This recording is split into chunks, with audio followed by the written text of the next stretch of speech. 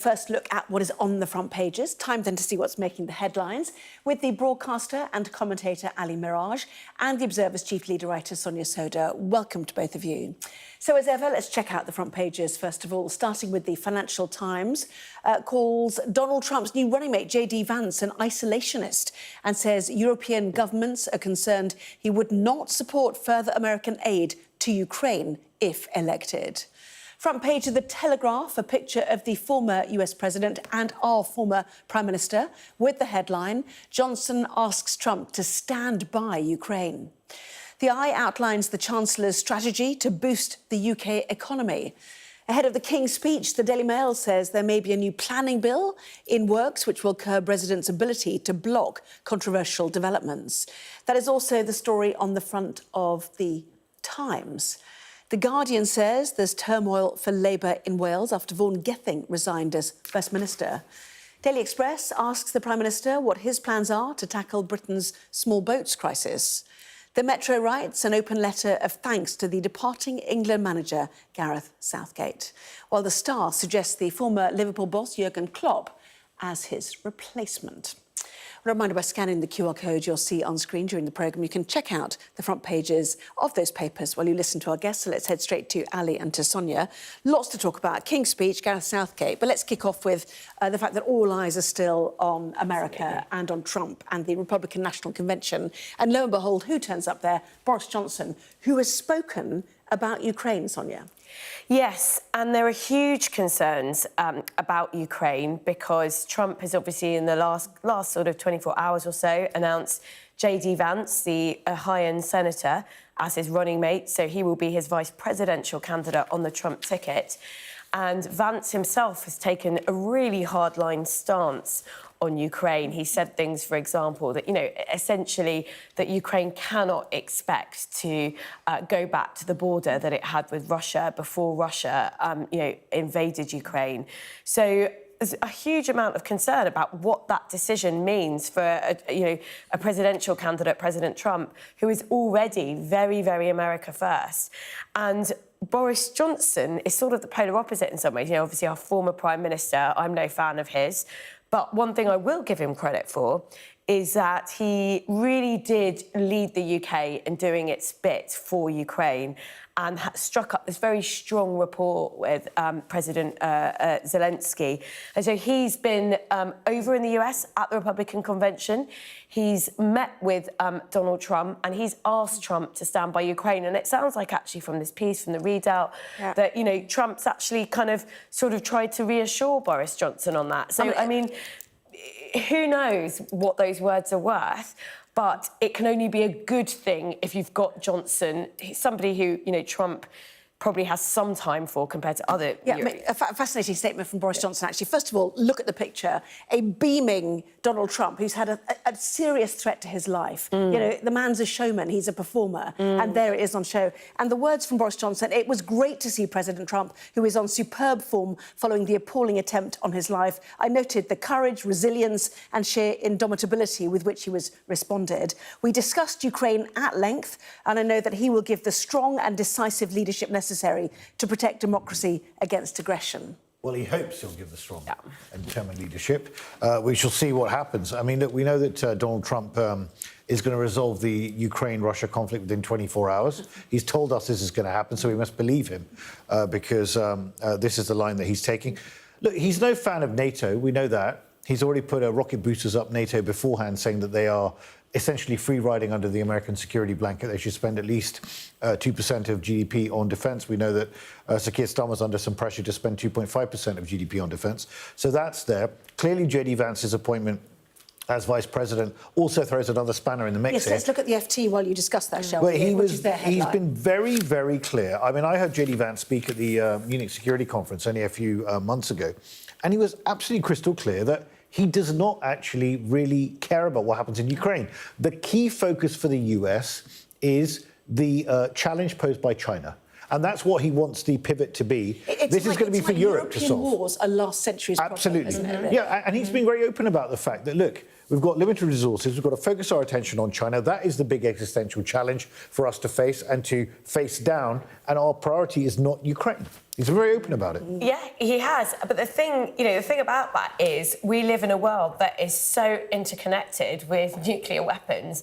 I mean, the idea that Americans can just say, oh, we're going to take a step back from this altogether and it's going to have no impact on us in the US, that is very much the message, I think, that a politician like Vance, Trump would like Americans to buy into.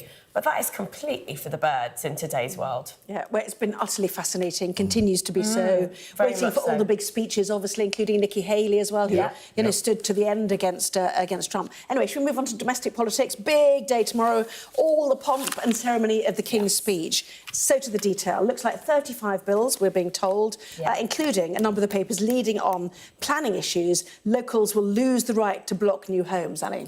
Well, look, it is going to be the first King's speech of the new Labour government. It's a huge moment. So Keir Starmer has talked about a decade of national renewal. I think he's got the tone, actually, pretty spot on so far in terms of uniting the country and being very serious and very diligent so far. I mean, there have been no mess-ups. It's only been about 10 days, but that's a good thing.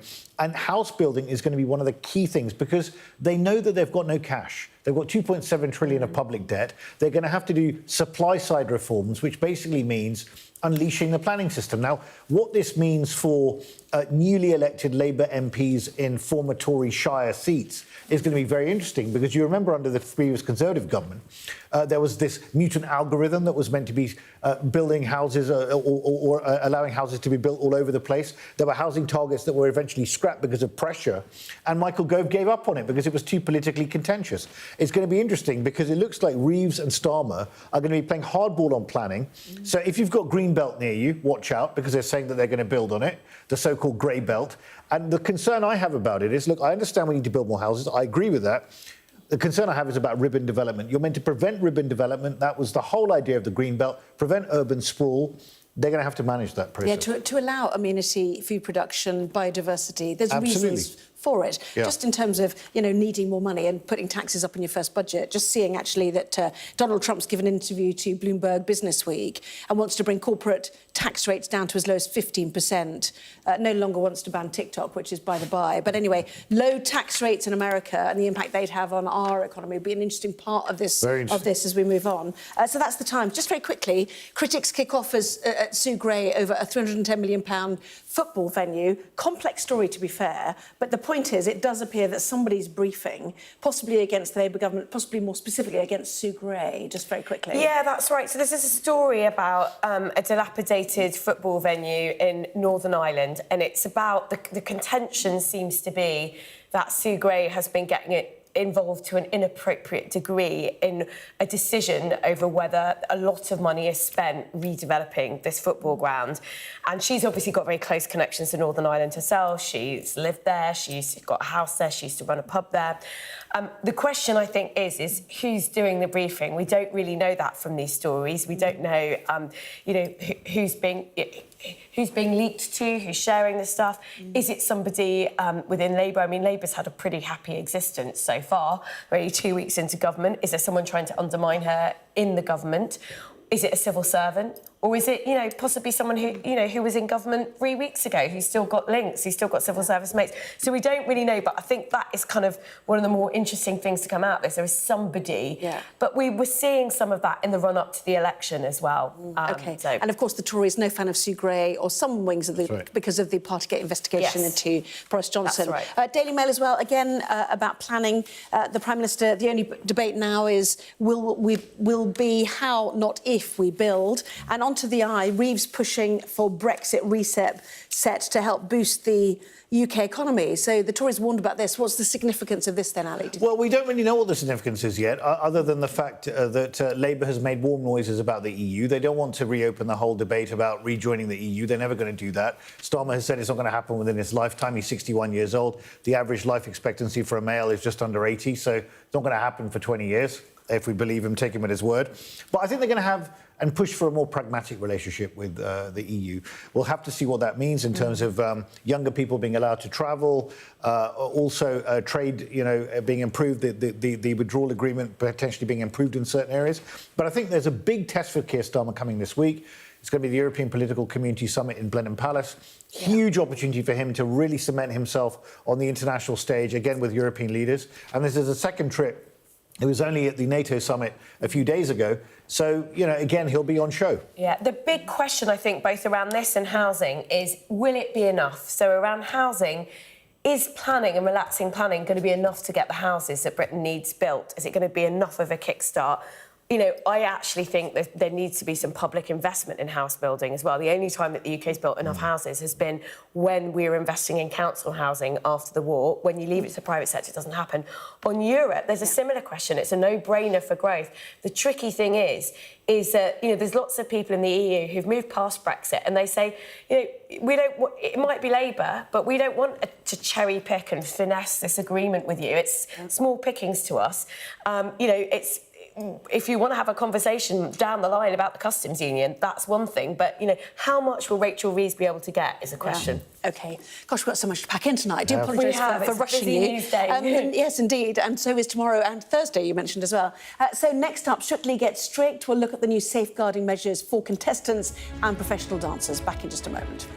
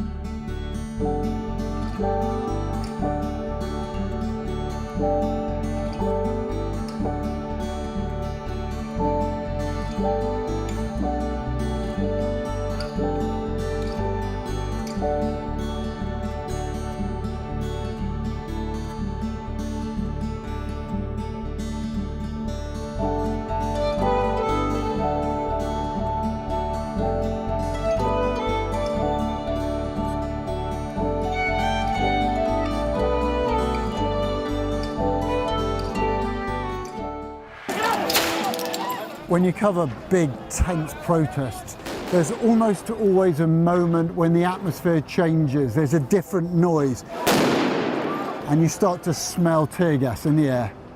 As a team, we've interviewed some of the biggest stars in the world. Tom Cruise, Brad Pitt. It can be incredibly surreal being swept up in their world, but we try to give you an honest sense of how these people really are. When we spoke to the fishermen down in Cornwall, all the politics from Westminster was a million miles away. This was about their jobs, their livelihoods.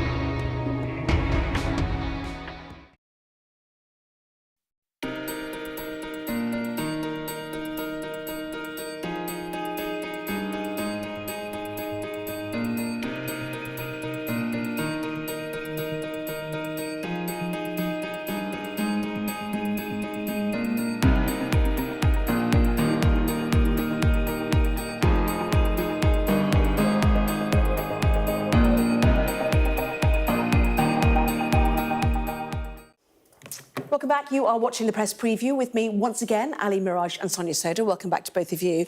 Strictly, front page of the Daily Mirror and its new regime, Sonia. That's right. So there have been a number of complaints that have come in relation to one dancer, one professional dancer in particular, but also it emerges now in relation to another dancer around kind of bullying, harassment. So it's all about whether these professional dancers are treating their celebrity partners with respect. So this has kind of really emerged in recent months, and Strictly, the BBC have now come out and said they're sort of changing things up. So they're going to include chaperones for, because they I don't know if viewers watch Strictly, they'll know, very, very intensive practice all day, every day. But they know that. I mean, where should our sympathy lie? You've got the very strict controls of professional dancers for whom it is their job, and the celebrities sort of waltz in, literally, with their portfolio career, often some of them. But listening to the allegations, this is not just a clash of personalities. It's actually bullying and people being quite mean. But it's a clash of culture, not personality, no? In terms of what you expect? I think you can have different personalities and different ways of working, but you don't need to make the other person kind of feel terrible. And I think the allegations sort of, they felt quite a bit, they felt quite, actually, dodgy for the BBC. And I think that's why they've stepped in to do this. There's going to be chaperones in the practices. There's also going to be welfare officers. So, both professional dancers and celebrities will have access to welfare support. I mean, I think there's something about a reality show where you're spending so much time with one other person where actually perhaps it can be a bit of a breeding ground for these behaviours that no one would condone. Well, the dancers themselves will want to put their own point of view and their own high standards they've talked about, haven't they? And the demands they've placed on the people they're dancing with. So, it's a fascinating issue. In the meantime, let's talk about Southgate, the Metro, Dear Gareth. A letter in support and tribute to him. Sort of a damp squib just coming down some stairs at Stansted. Where was the flag waving and the, thanks for a great job, and by the way, thanks for 2 finals in a row in the Euros? And, the Spanish journalist we spoke to the day after said, you're in a purple patch, why are you all complaining? It's the toughest job, or one of the toughest jobs in sport. I mean, everyone in the country... I think you're going to say in the world. Well, in the world, you could say. Look, everyone in the country... England fans are amongst the most demanding audience. They are very demanding. Everyone in the country has got a view on what Gareth Southgate should do, including my 8-year-old and 10-year-old and 30-year-old nephews and nieces, right? I mean, they all have an opinion. I mean, I've got an opinion, and I don't know anything about football, so... So, look, I think we should thank Gareth Southgate because he's been the most consequential manager for England since Alf Ramsey in 1966. I mean, he has had a decent run of 8 years. You think about where he's... Decent. Very decent. Better than decent, OK, very good. Isn't that the point, that we've got used to being in finals? We have. If you followed them for 20, 30 years, but we want to win. Didn't. We want to win. And he's brought the team on leaps and bounds. You look at his record, 2 Euro finals successively, also the semi-finals of the World Cup. He's done a good job. That's not bad. Yeah. It's a weird one, isn't it? Because, look, England got to the final of the Euros. It's the second time running. That's pretty amazing. But at the same time, as a fan watching the football, now I don't know, I'm an England fan, but I don't know that much about football. But you watch, the Germany-Spain quarter-final. It was electric football. Then you watch an England match and you're a bit like, OK, they pulled it out of the bag at the end. They don't press. Still got to the final. Yes, anyway, yes. See you next time. Thank you both very much indeed. Ali Mirage, Sonia Soda. Thank you. To the weather now. So tomorrow looks mainly fine, would you believe? But the rest of the week will bring rain to the north and the west. Meanwhile, the mostly dry southeast will turn very warm, locally hot by Friday. Much of the UK and Ireland will have a fine start with any early fog even, patches soon lifting. There'll be plenty of sunshine through the morning. Cloud will bubble up by lunchtime. That will allow a few light showers to develop. Most places, though, staying dry. It will be warmer than today, and the afternoon looks mainly fine too. The risk of showers becoming confined to the north. Well, coming up next, all the top stories. Our press preview continues live to the Republican National Convention, a place still buzzing, of course, about the Trump-Vance partnership.